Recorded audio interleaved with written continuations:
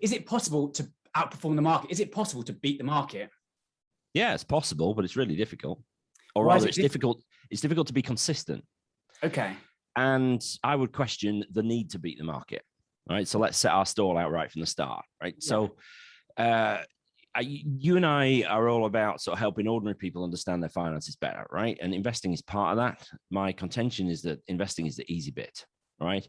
We'll no doubt add some meat to that as we go along here. But, even the professionals struggle consistently to beat their market. Only about 1 in 5 professional fund managers consistently beats the market with any kind of regularity. So you'll very often see somebody who's top of the pile this year be 4th quartile, bottom 25% performer over 3 years or 5 years or whatever. And then he or she might bounce back up again. And it's very, very difficult to consistently beat the market. And those are professionals, right? They're supposed to know what they're on about. But they are professional, I agree. But a lot of the fund managers are not actually looking to outperform the market. If you look at when I was a fund manager, a lot of the money that's going in are just there to keep wealthy people wealthy. Essentially, They don't want to beat the market. Because most of their clients, essentially, they're high net worth individuals, the clients that I used to work with, and they're just there. They don't want their clients to lose money. That if you look at kind of loss aversion, the actual people are 2.5 times more scared, or they get more fear of losing their money than actually gaining the market. So a lot of these fund managers, yes, they're professionals, but they want to keep their clients happy. They don't want to be losing their money. They're not actually, their aim is not to beat the market. Their aim is to look after and avoid loss. I'm thinking they don't put that on their literature though, right? Because it's not a great sell, that, is it? Pay us 0.75% a year and we'll just do exactly the same as what you could get if you just tracked the market. Exactly. So I'm a passive investment advocate, and I totally understand there's tons of views on this, and I think active fund management has its place. Let me know if we need to define that.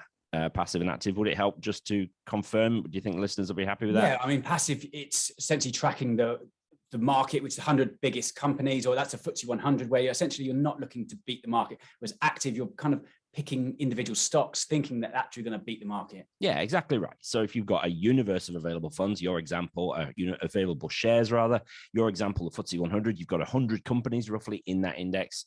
You either pick and choose which ones in a bid to beat the market as a whole, or you just think, well, sack that, I'm just going to track the market. If you think the FTSE 100 is a good place to invest right now, then you just say, okay, well, I'm going to buy the market. The key thing there, Neil, is massive cost savings and compounded cost savings over time. And so my contention is that if you can't consistently beat the market, why would you even try? I just think it adds an extra level of risk.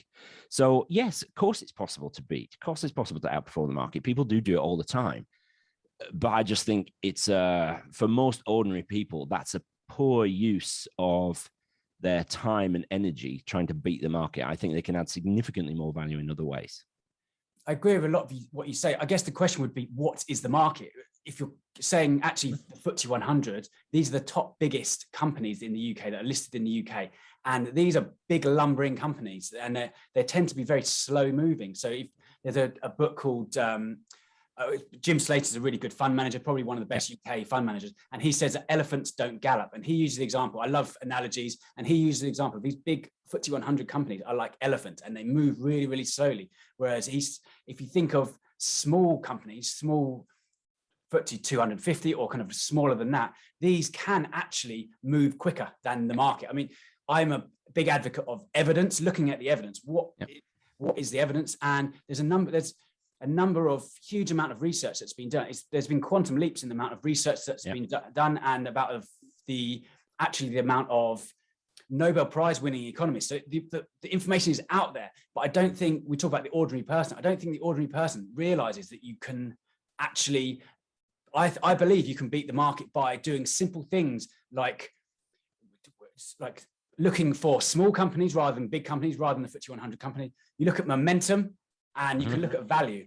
And also you can look at, we talk about the FTSE 100, which is the UK tends to be a developed country. We're kind of on the kind of scale. But if you look at emerging markets or growing countries, these are small countries who haven't actually grown as quickly. And if you look at some of the other evidence, there's it's possible to, if you buy smaller growing countries or companies, then these can actually grow quicker than the FTSE 100. Yeah, more volatile ride on the way, so you need to be prepared for that. I mean, you and I, Neil, our listeners to our podcast, readers of our stuff, we're going to tend to, by definition, attract people who are more interested and engaged with this stuff. And so, I talk to clients all the time who come to me through the podcast, and they've been managing their own money perfectly well for decades, right? So my contention is that, yeah, of course you can beat the market. And if you want to put the effort in to try, then fill your boots. It's your money. You do what you want to do. I tend to believe that it's easier to more consistently add value by making sure you're aggressive about costs, tax efficiency, and things like that, because those things compound massively. So it's, there's plenty of ways to skin a cat. And one thing I really take issue with very often is people use the word should a lot when it comes to their finances. What should I do here? What is the best thing to do? Best. There is no should and there is no best. There's a million ways to build wealth. And there's a million places you can focus your energy, all of which will add value. One of them is trying to beat the market. Most people I come across haven't got the energy or the time or they can be bothered to do that. In which case, where can they more consistently and more easily add value? And that's what I tend to talk about more often. So, yeah. So we're on the same page. Just, it's a big book with lots of different pages and chapters and options. So why should someone listening at home invest their money? Why even bother? Yeah, great question. Need to define investment first. So I tend to define that by essentially you're converting your cash into assets.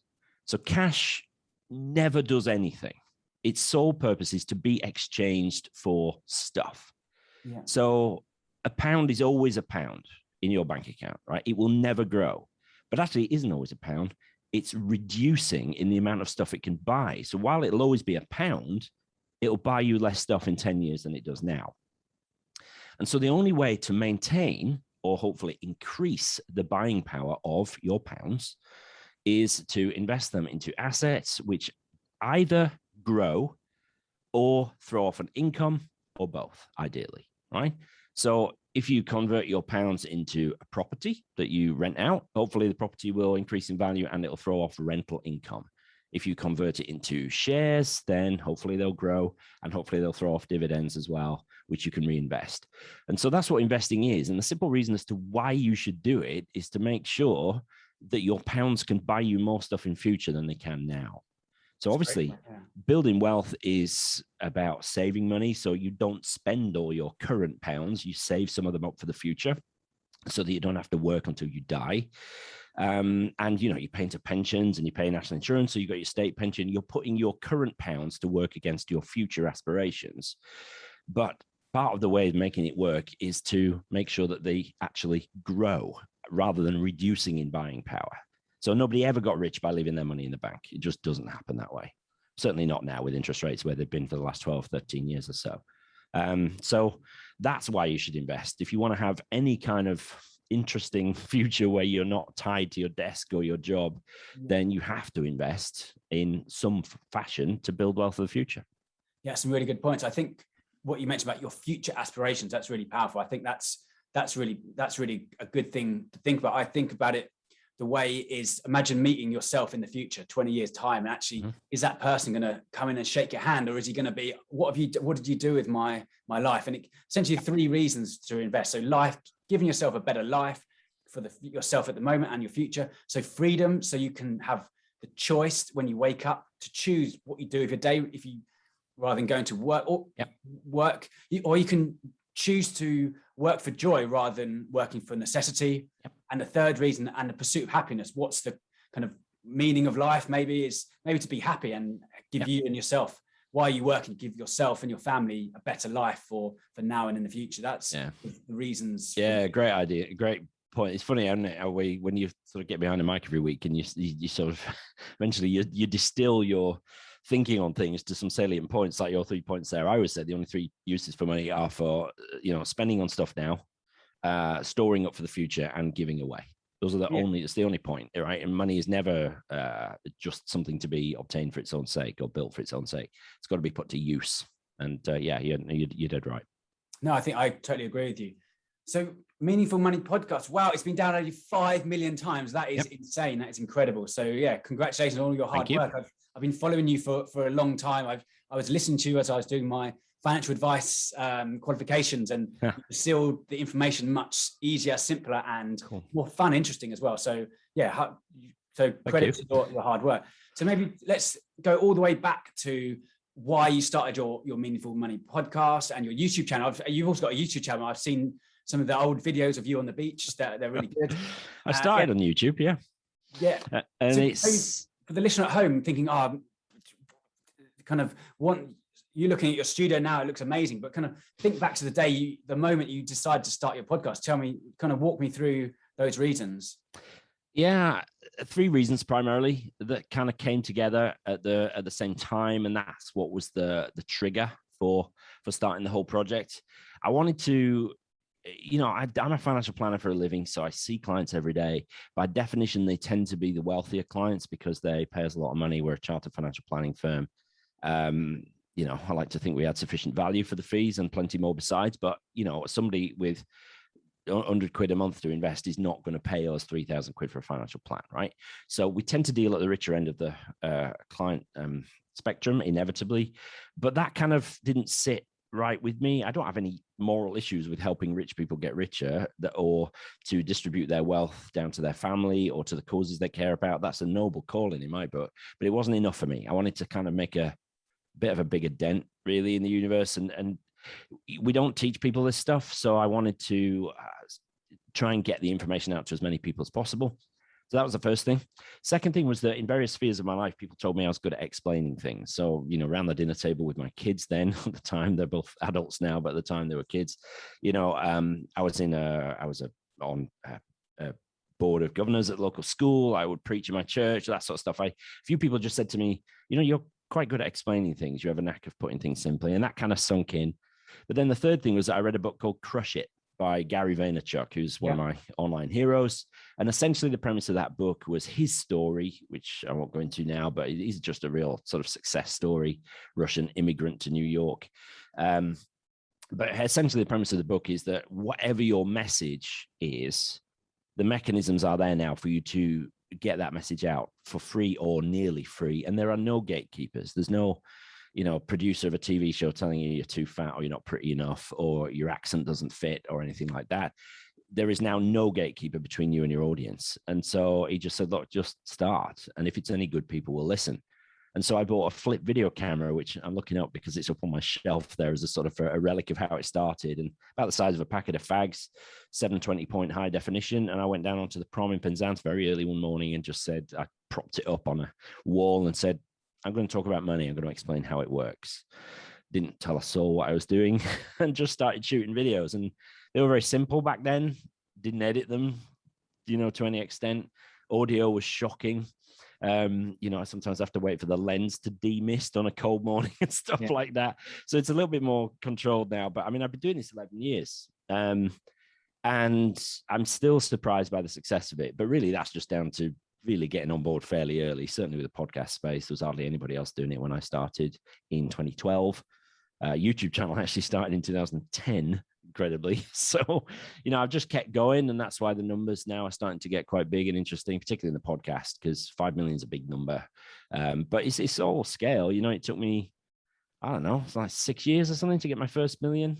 And then, now I'm adding 1 million every 9 months. So it's just about, that exponential growth, and you keep pumping out the content, you keep trying to help people. And it's just completely changed my life, really. It's a business in its own right. It sends the vast majority of our new clients to my practice here, Jackson's Wealth Management in Penzance. So it's been a pretty cool project, but really, I just love playing with my toys. I love buying new equipment and finding new ways to do things and say things and produce video and lighting and all this sort of stuff. So it combines my love of technology and nerdiness with my desire to help as many people as possible. Fantastic. So your podcast is called Meaningful Money. So why did you call it that? What is meaning for you, and what is being meaningful with your money? Yeah, great question. We touched on it already, really. Money is a great servant, but a lousy master. Yeah. All right.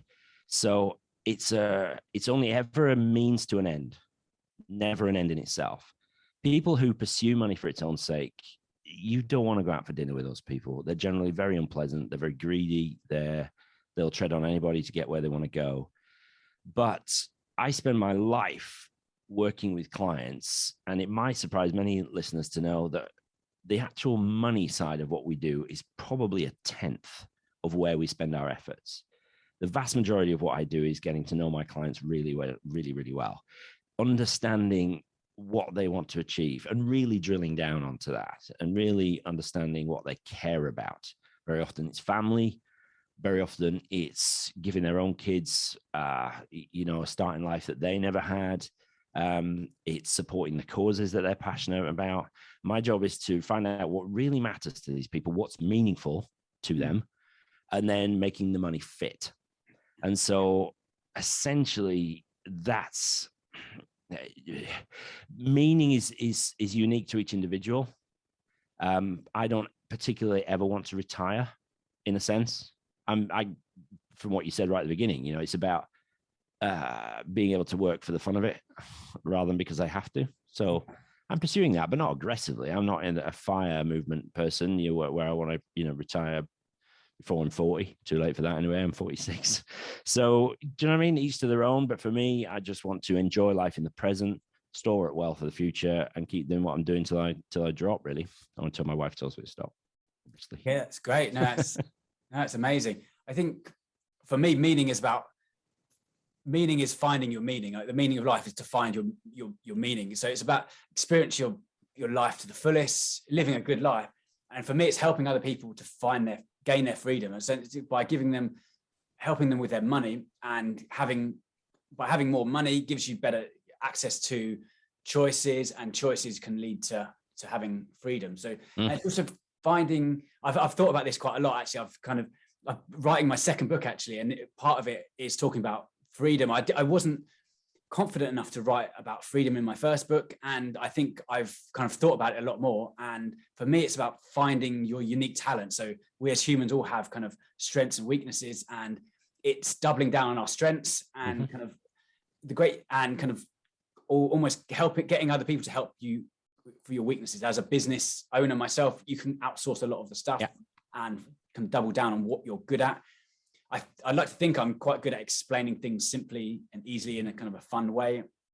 And it's essentially, meaning for me is about, finding out where you can make the greatest contribution and do, that's essentially that. It's a bit deeper, meaningful, but that's true though. What I'm thinking about. And money's only purpose is to support that stuff. If it gives you the freedom to be able to pursue that stuff more readily, then it's served its purpose. I often say money is an enabler. Yeah. But it's also a disabler if you don't get it right.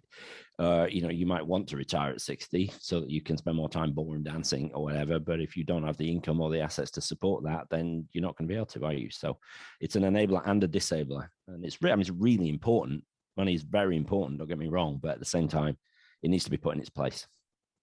And you mentioned the FIRE movement, which I'm a big believer in. I think the FIRE movement is great. It's kind of changed the mindset of the old model of retiring at 65, where actually if I have enough assets,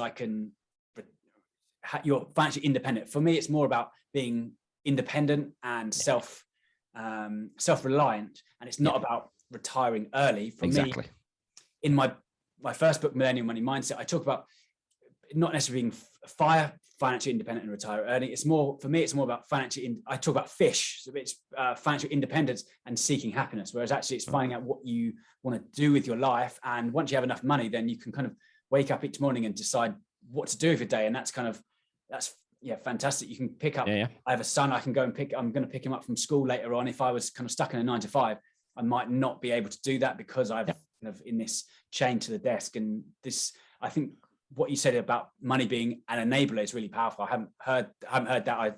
You might have mentioned it on your podcast, but that's really powerful for me. That's quite a good point you make there. Cool. Good. So we talk about money as being an enabler, but what's your kind of favorite mistake with money? Have you got any embarrassing habits? Favorite mistake. I buy too much kit that I don't need. Very recent example of this. Joe said to me, the Hoover that we bought like 2 years ago, it's just not good on this particular bit of floor we've got. We need to, but there's a special head for this Hoover. I was like, okay, right, let's get it in. It was like 40 quid or something for this head. And so we got it, and she, we're absolutely delighted with it. It works really, really well. Much better job at sucking stuff up off the floor.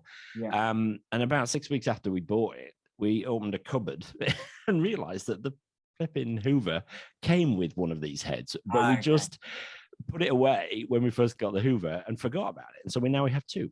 And so stuff like that, it's not, it happens more often than you think. I think, I need one of these things to make my life somewhat easier in the studio, or to make something look a bit better or whatever.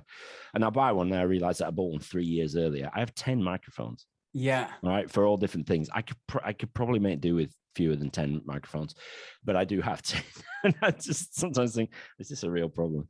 But I mean, Hoovers. We've got a Robo Hoover. Have you ever heard of these? It's changed our life. It's not changed our life, but you can just set it off and it goes and hoovers away by itself, and you can go and do other tasks. My partner bought it, and it's kind of sold. I was sold on it by saying it's going to save loads of time because you don't have to kind of walk around doing hoovering. You just press a button and it kind of whizzes off. Amazing. Goes you off. haven't got a dog, have you? No, I got a cat, but you hear lots of stories about them sort of smearing dog poo all over the house. Those robo vacuums, and they can't tell the difference. I remember before I was married, we just talking about sort of financial mistakes. I mean, this for me was a real pivotal moment, and I'm amazed that my then fiance still agreed to marry me after this. We were going away for a weekend away with my brother and his wife, right? So they had paid for our room, if memory serves. We were staying at a B&B, and they paid for the weekend. But obviously we need to buy food and all that sort of stuff. And I was so bad at managing money before we got married, so bad at it. Basically, we were driving to Brecon from Cardiff, where we lived at the time. It's not a long journey, but I had to admit on the way that I had basically £0 to contribute to this thing. I was at rock bottom and wasn't due to be paid until the following week. So, I didn't have overdraft or whatever. And it was just, and I had to admit, I remember just weeping, admitting this thing. It was a real shameful moment for me. Joe pulling over. And so she said, so am I paying for everything this weekend then? And I can't pay you back. And I'm so sorry and all that. But that was a definite sort of, this can never happen again. I said that to myself, and obviously she said it to me as well through clenched teeth. Bless her. She went ahead and married me. We've been married 25 years next year. And she taught me a great deal about financial management. But I think most of us can look back on our lives at various sort of points in time. It might be lessons we learned from our parents or didn't learn from our parents, mistakes we watched them make, or mistakes that we've made ourselves where we've got ourselves into financial hot water. And I think it's important to sort of keep those in mind sometimes, not beat ourselves up over them, but just, remember those lessons and make sure they're reinforced. That was a powerful one for me. Yeah, no, it's really, thanks for your honesty. I remember this just came to mind. I was actually in Australia. I did the kind of classic kind of backpacking thing after Australia, but after university, I went to Australia, and I spent all my money in Sydney and went to, I couldn't go home right now. I've kind of just kind of been there for 3 months, but kind of living life in this big city. And I got a job picking fruit, believe it or not. And I remember at the moment, like looking down at my hand, there was like, I think I had like $7 to my name. I was like, I can't like have the shame of I had a return ticket and going home after 3 months. I was meant to be there for a year. I ended up staying a year, but I remember this kind of shameful moment where looking down at, this is all I had to my name. And it kind of like, I need to fix this. Yeah, exactly. And it kind of gave me a kick up the bum to kind of actually think, it's kind of these things can spur you on. It can kind of either stop you in your tracks, or it can actually give you kind of the fire in your belly to kind of go on and do what you. So you said you work with clients, and what kind of mistakes do you see people making? Do you see kind of people making constant mistakes over and over again, or what should people do differently? Imagine the listener at home thinking, Pete, what one thing if I could change? What would you say to the listener? Yeah, the biggest mistake by far, clients tend not to make it because they're paying us to not make these mistakes for them. But I tend to, obviously, I've got a big audience, and I hear a lot from them. And the biggest mistake by far is tinkering, particularly with their investments. Yeah, feeling like they need to do something, or whereas really the mantra should be, don't just do something, stand there. Right? Do nothing. do nothing in the vast majority of cases, particularly when markets are volatile. Yeah. So, you open up your Hargreaves Lansdown app or whatever it is that you've got your ISA or your pension with, and you see that it's down 15% because, something's going on with markets and it's tanking. The immediate assumption, it's a sort of fight or flight reflex, is like, I need to do something to make this situation better. Yeah. So that might be, okay, I'm going to bail out into cash while everything settles down. I'm going to sell my investments, keep the money in cash just while everything settles down, and then I'll reinvest. I mean, that is usually catastrophic for your long-term wealth future, because you will always go back in too late. You'll crystallize the losses you've already made, and you'll always go back in too late because you'll never know when to go back in. Back in March 2009, I've been doing this long enough. So this was at the back end of the financial crisis. Markets were down 40%. And there were still newspaper headlines and news stories saying the market will fall a further 50% from here. Yeah. All right. Now, it's hard then. You're 40% down already. It's really hard not to say, man, I like, this far and no further. I can't take this anymore. I'm just going to bail out. Yeah. But turns out, instead of falling another 50%, March 2009 was the bottom. Yeah. And those that stayed invested would have been up probably 20% from that point by the end of the year. And if you stayed invested for a few more years, you would have easily recouped your losses and then some, and would be over double your money from now, right?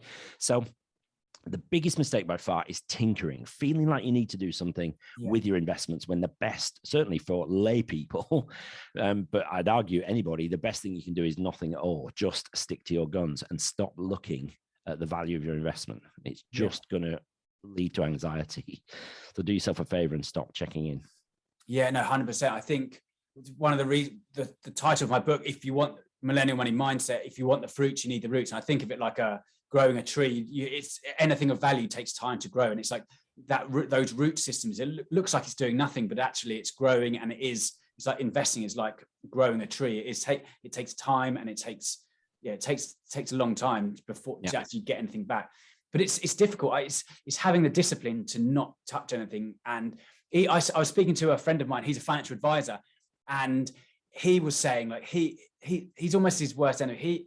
Although I'm not sure he doesn't do it with his clients, but he tinkers with his portfolio all the time. And I'm like, it's easy for you to say, just leave it, don't muck about with it. And I think it's definitely, I've talked a lot about this on the podcast before, it's understanding the difference between investing and the difference between trading. And it's two very different things. It's investing is a long term. I'm sure you know all about this, but I'm saying for the listeners at home, it's more about, understanding the difference between trading and investing. And they're very different. Yeah. If you want to play around, have a pot of money that you trade with, and you totally around with it, and then your investing is for the long term, and you don't bet the farm on it. Yeah, exactly right. And I think you need to pre-think a lot of your decisions, which is not easy for us to do, but you need to say, it's sort of basic behavioral finance, really. While things are good, take the time to do a thought experiment and say, okay, how would I feel if the next time I logged into my investment, it was 20% down?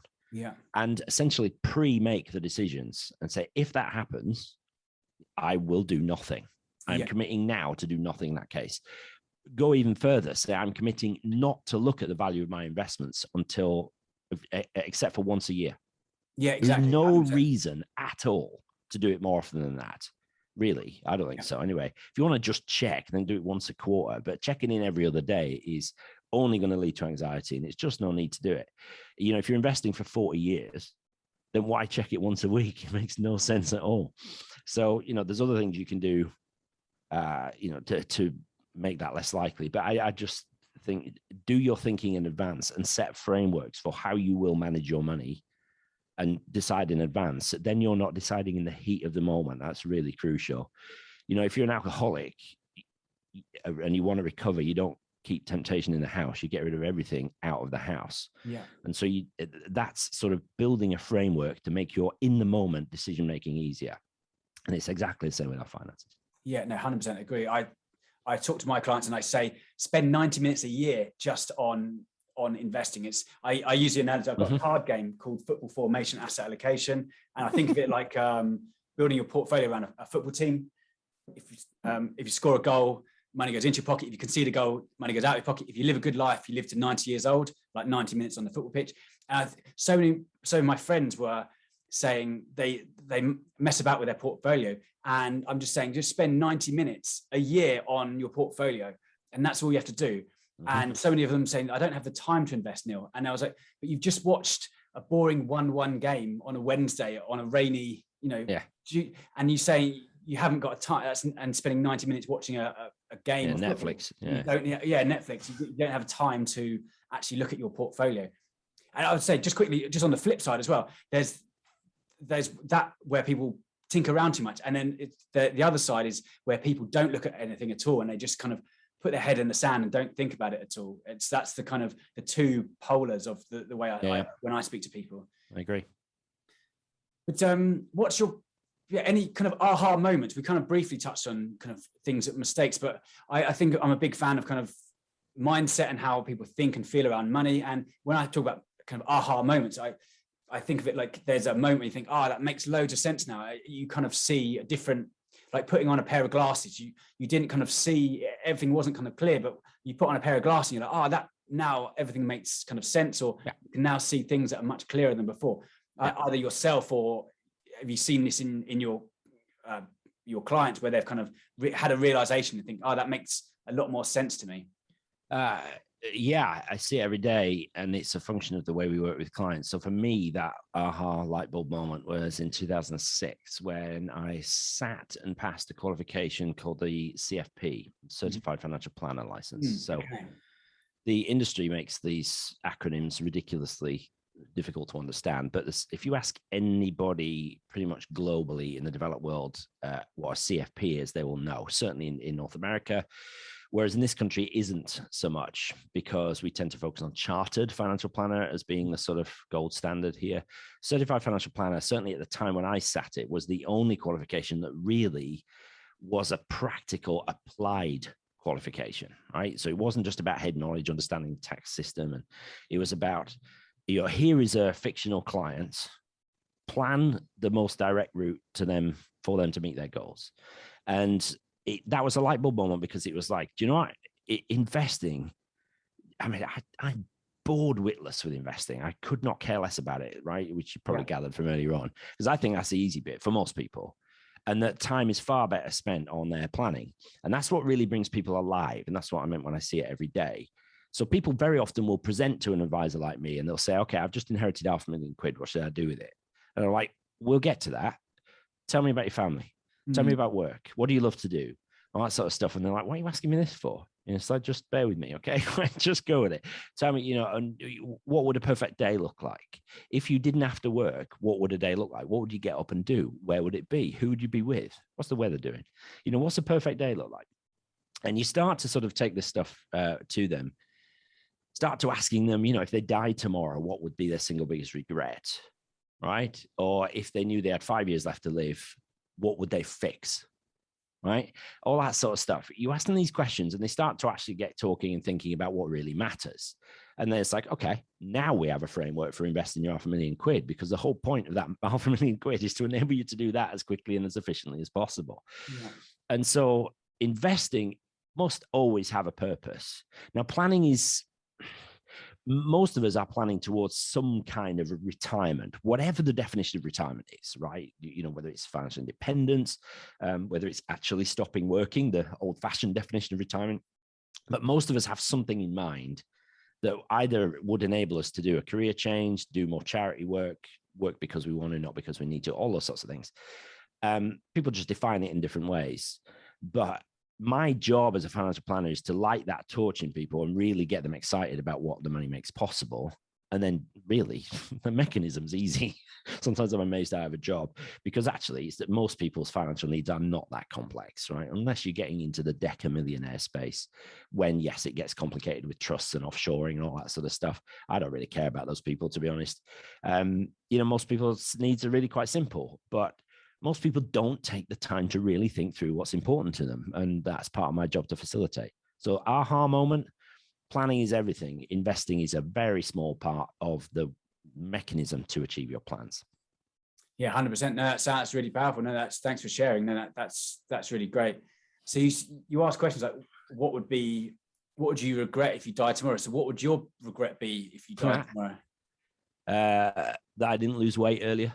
And it's an eternal battle for me. And it's funny, I quite often draw analogies between sorting out your financial life and sorting out your eating patterns. I mean, currently I'm sort of battling post-viral fatigue. So it's, I'm not able to exercise. Whereas 18 months ago, I was in the gym, prior to lockdown, I was in the gym 3 mornings a week with a trainer and all that sort of stuff. And about 2 stone lighter than I am now. So it's a continual battle for me and will be to the day I die. But, it'd be quite nice to get back into a 34-inch waist before I die. That's the goal. So, I mean, I try not to live with regret, but I'm sure, I've really focused on my kids as they've been growing up. They've been everything. Now that they are young adults, Joe and I are really rekindling the amount of time that we spend just the two of us and doing stuff that we want to do. And we're excited about our time, this next phase in our life as we move towards an empty nest. So that's pretty cool as well, So I just want to live very much in the present. Yes, plan and build well for the future, of course, but live very much in the present. So I don't think, I suppose I may regret not doing that more, but that's just a question of degree. So I'm pretty happy. Amazing.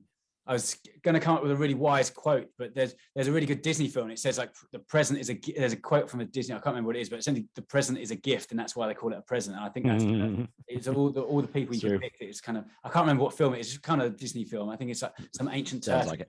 What's that? It sounds like it, but it's true nonetheless. No, I was going to come up with some kind of, I know you like Stoic philosophy, but I thought the Disney quote was maybe better. But what you say there, being in the present moment is really powerful. And actually, enjoying the moment where we only have kind of one life, and it's not a rehearsal. I think definitely. And what you say about planning is super important as well. I think that's that's really powerful. So 5 million listens, downloads, that's incredible. So, and you've done loads of series. I like the series where you kind of pick a subject and you kind of pick those out. If anyone at home is or listening wants to check those out, definitely check Meaningful Money out with all the podcasts you've done. So do you have a favorite podcast episode, what you've recorded, or favorite series? Or yeah, it's really hard. Probably one of my all-time favorites will be an interview with JL Collins. Wow. I know. So my good mate, Andy Hart, put me onto a book called The Simple Path to Wealth. Yeah. And he simply said to me, he said, that is the best personal finance book ever written. I was like, wow, okay, how have I not heard about this book? Better read it immediately. And I did, and I agree. I think it's outstanding. Yeah. And then I was raving on the podcast about this book and said, this is amazing. And I had an email from a listener and says, I happen to know Jim Collins. Would you like me to put you onto him? I'm like, oh my gosh, absolutely. So I interviewed Jim. He was the most gracious, wonderful, kind guy. It's one of my favorite interviews ever. I was a little bit awestruck, I have to say, but he's just an ordinary guy who really understands wealth building. And he wrote the book because he tried to talk about it to his daughter and she wasn't interested at the time. Yeah. She is now, and I'm sure she's a very wealthy lady as a result of putting into action what he's done. So I just think it's the best simple book on investing. It's very US focused. Yeah. So for UK readers, that's the only thing to be aware of. But I did a video on sort of, reading it for a UK perspective, but I just think that was brilliant. But I'm really excited about an episode which is coming out next week. So that might be out by the time this conversation goes out. But and that's a conversation with my friend and fellow financial planner, Shabaka Sam. Okay. So he's grown up in the Muslim tradition. I was raised in the Christian tradition, and we both have seen massive damage done around the subject of money when it's couched in terms of faith and religion. So it's not going to be for everybody, that episode. I'm a little bit nervous about putting it out, but actually I think it'll be really helpful to a lot of people who have had some really bad financial lessons imposed on them by, supposed religious authority figures. So I think it's going to be a really good episode, and it was a lot of fun. Amazing. I totally agree with you with the Simple Path to Wealth. Actually, I think you recommended it. You probably don't remember it on Instagram. I send messages. Maybe I posted on one of your comments, and you recommended that one. I actually bought it, and the first time I read it, I was like, "What is that? Is that what everyone's?" Because everyone's been raving about. I love kind of picking up books that people talk about and raving about. Mm-hmm. I read it. I was like, "Is that it? Is that?" Yeah. But it is. I've now read it 2 or 3 times.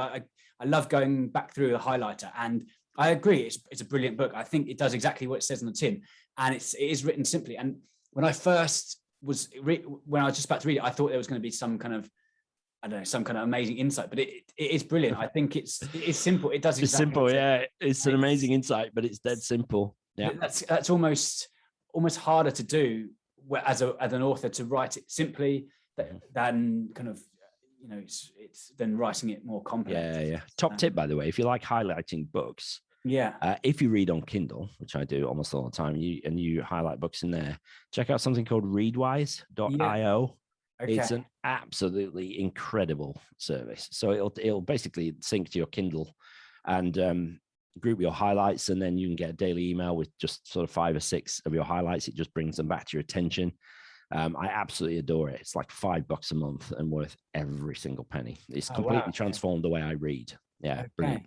So what other books would you recommend, or what other books kind of blew your mind? I love kind of thinking about books that kind of changed my paradigm or changed my kind of thinking. Any kind of things that come to mind? Gosh, now you're asking. So what I ought to do, actually, if you bear with me 1 second, I'll just get my reading list up, because that'll help me trigger some. I've got your book here in while you're doing that. I think that's very kind of you. Meaningful Money Handbook. Yeah, it's really good. I actually gave it to my dad, fun enough, and yeah, he really liked it. He was, because a lot of it's kind of this podcast is called Millennial Money Mindset. A lot of the stuff talks about trust and a lot of kind of more complex things that I don't necessarily, unless you're in the millions, you don't necessarily need to set up a trust, etc. If you're kind of millennial, they might be in that kind of that zone. But most people don't need a trust. I tend to stay away from it. I think of it like a treasure chest. So it can be more complicated if you know, I don't know, like a box of stuff you throw in. But anyways, I mean, there's massive benefits in the right place, but there's always a sacrifice and a compromise when it comes to trust. There's 3 little books by a guy called Austin Kleon. One of which is called Show Your Work. So I picked up on those from Ali Abdaal, who's one of my favorite YouTubers, and he the premise of Show Your Work really is, as the name suggests, to document what you're doing. And there's value in that to people. So I'm trying to do that more on Instagram and stuff like that. But really, you know, doing what I do, which is basically giving away all the quotes secrets about finance away for free on the podcast, is showing my work, and it's clearly beneficial for people. You know, I often, well, not so much now, but early on, particularly, advisors would ask me, are you not worried that people will stop paying you for advice? And I was like, no, that's not how the internet works. You give as much as you can away for free, because I mean, really, how many clients do I need, to earn a living? And it turns out you give enough value out for free for long enough, the universe looks after you, and it comes back to you in spades. So yeah, Showing Your Work is really good. I mean, A World Without Email by Cal Newport, very interesting. I got tons of stuff. I mean, I could go on for ages about the books I read, but I write them all down. One of the most powerful books I read recently is called Sophie's World. It's not a new book. It's from the 90s. It's basically a very interesting way of learning about the history of philosophy through a story. It was one of those books that just go, wow, what kind of mind does it take to think of that and to put it in that way? Fascinating read by Jostein Gardner. That's some great books there. So yeah, I really like, I haven't read that Show Your Work. He's done another one like Still Like an Artist, but that's another book that always comes up. So I was hovering, I did go to Amazon, I was hovered over by, I haven't bought that yet, but get all 3 of them. That's definitely tipped me over. You read them in about 20 minutes. They're really short. Yeah. So you think, actually, I'm paying a lot of money really for not a lot of words, but I tell you what, they're really, really great. And actually, you did, I think, let me give you one more. Which is the Almanac of Naval Ravikant. So Naval, that's Naval Ravikant. He's a polymath, investor, crypto genius. But the Almanac, or sometimes called the Navalmanac, which is quite hard to say, is basically been compiled by somebody else out of his tweets and his podcast interviews and things like that. I mean, the man is a genius, and I dip into that all the time. Absolutely outstanding book for anybody just wanting to be a better version of themselves. It's a little bit like modern day stoicism. And then anything by Ryan Holiday. I could keep going, but I won't. I like Ryan Holiday. And the book you mentioned previously, I think he was on a podcast I was watching the other day with who's the there's a famous podcaster who's Tim Ferriss. I really like Tim Ferriss, but the bald guy with he's into kind of martial arts stuff. Anyway, Okay. Yeah, I can't think his name either. But Carl Newport, the other one, he wrote the book about Deep Work. Deep Work. That's literally changed how I work. That was a mind-blowing book for me. So yeah, I'll definitely have to check that. That's really good. So yeah, it's essentially Deep Work is about focusing on what you're doing without distractions around the email. We're gonna get caught up doing these kind of shallow tasks, answering emails, etc. Like it's like set a timer for an hour or something and focus on that and work deeply. That's literally changed how I work. So that was really powerful. If anybody's got kids, his book Digital Minimalism will transform how you teach your kids how to use technology. Very, very powerful. We don't yet know the impact. I mean, my kids are 21 and 18, and I've seen the impact on their mental health from the pressures of technology and always on social media and stuff. There's a fascinating study in that book, Digital Minimalism, about university students in the US and of how, campus counselors suddenly, there was a massive spike. It was like a shelf increase in mental health issues, suicides, eating disorders, self-harming. Yeah. And it literally was like 1 year it was okay, the next year it wasn't. And they were, why on earth is this? This is such a weird statistical anomaly. And it stayed at that level since. And they basically put it back to the fact that these kids were 13 round about when the iPhone came out. Wow. And smartphones became more prevalent, right? Yeah. And so through their high school years, suddenly, Facebook was a thing, and then of course Instagram, and then more latterly Snapchat and things like that.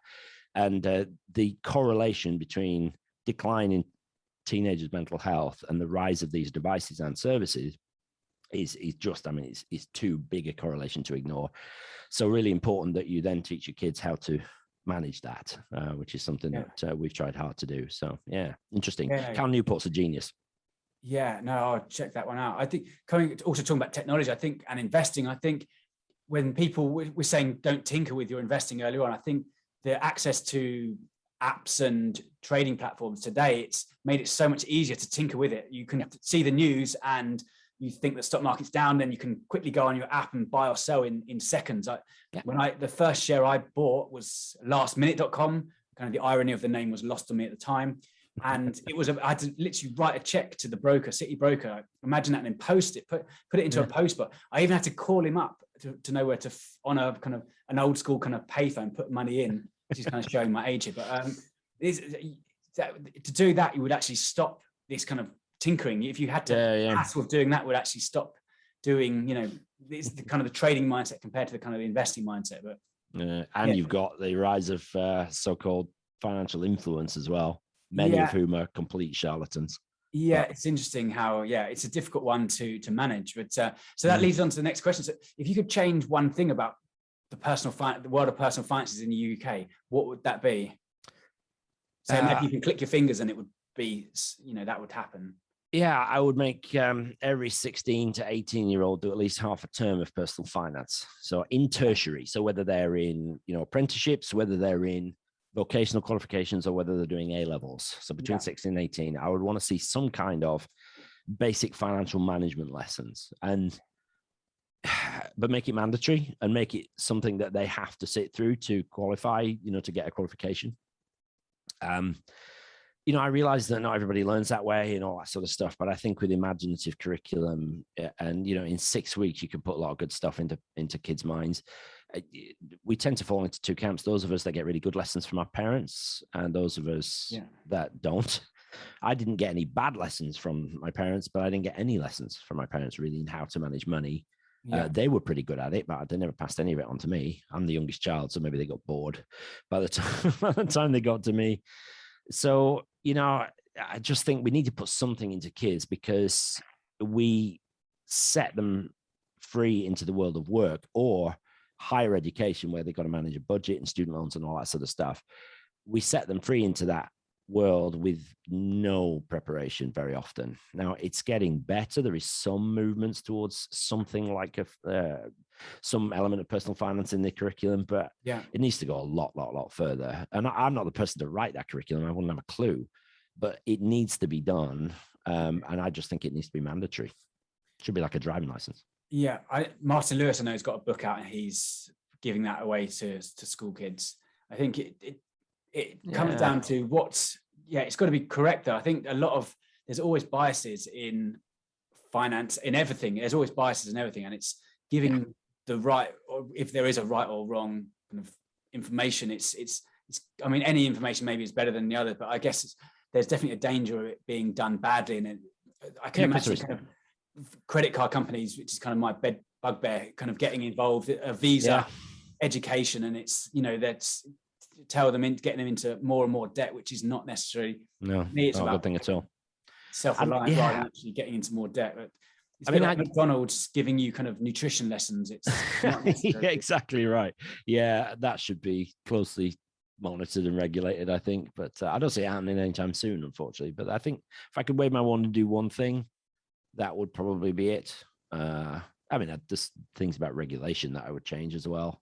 Yeah, I'd like to see products regulated as well as advice.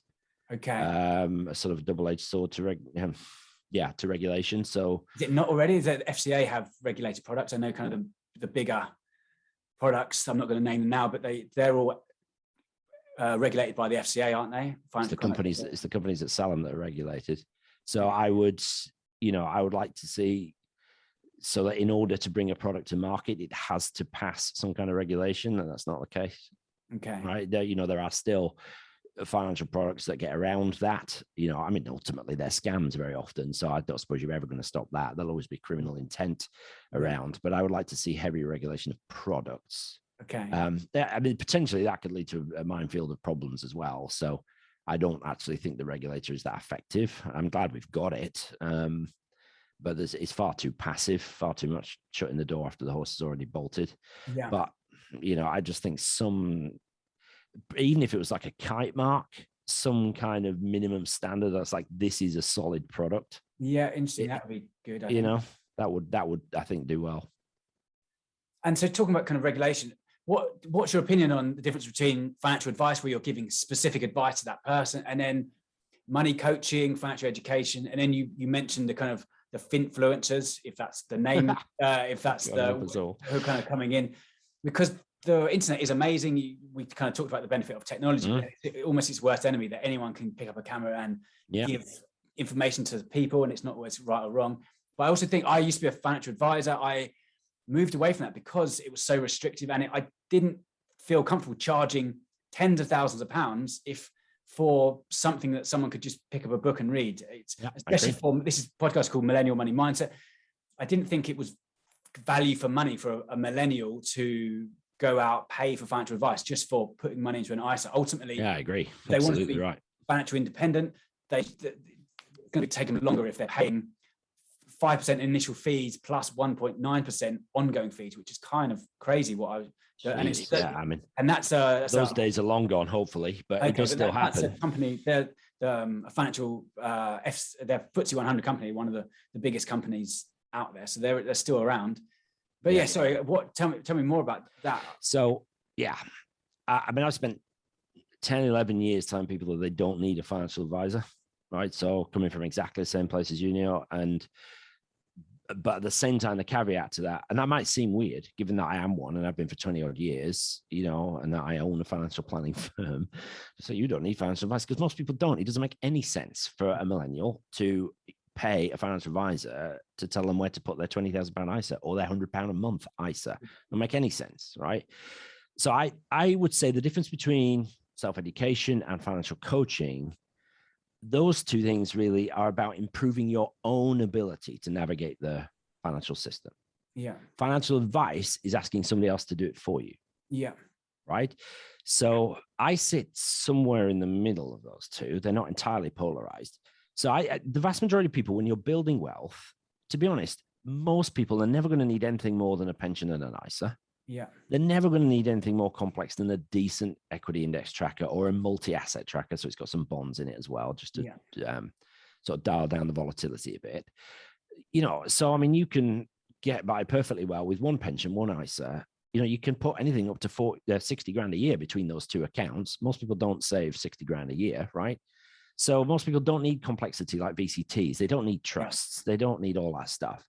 Life insurance is easy to get. now, you can pick up the phone to Live Search, or you can even money supermarket it. Yeah. So there's so much stuff you can do yourself now, which is one of the joys and wonders of the internet. Financial advice is about helping you navigate, asking somebody else to do it for you. Yeah. And I think most people can really benefit from good financial advice as they approach retirement. Yeah. Because it's such a massive transition. We don't really understand until we get there, right? But we mostly define ourselves by what we do. And so suddenly, if you're not doing that anymore, that's a massive psychological transition. At the same time, suddenly there's not an income coming in. And instead, you've got this finite pot of wealth that you've built up over a 40-year career or a 30-year career, and you've got to make it last for the rest of your life. You don't want to leave too much money on the table. There's no point dying rich. You want to enjoy it early. And so there's a ton of variables there, and it requires planning. And very often people just develop complexity in their financial affairs as they go through life. So they end up with half a dozen different pension pots, and they don't really know what it all adds up to. Maybe they've worked for a big employer or the public sector, and they've got a DB scheme. As you approach retirement, there's potentially a lot of decisions to be made, and you don't really want to get them wrong. And so people pay me so that if I get it wrong, they can sue me, right? Because one thing I've learned through 10 years of doing what I do on the podcast is that people can self-educate and to the nth degree, but actually pushing the button and making a decision for their own financial future is a massive deal. Whereas sometimes paying somebody else to do it for you or give you the nudge, which is what an advisor should do, is worth every penny. And so, I would never charge somebody $3,000 for a financial plan if they're 30 years old and they're just starting to take out an ISA and a pension. It's like, God's sake, I'd just go Hargreaves Lansdown or Vanguard or something and just find a platform, choose a fund, you'll be fine. And there's tons of stuff on the podcast to help them do that. Yeah.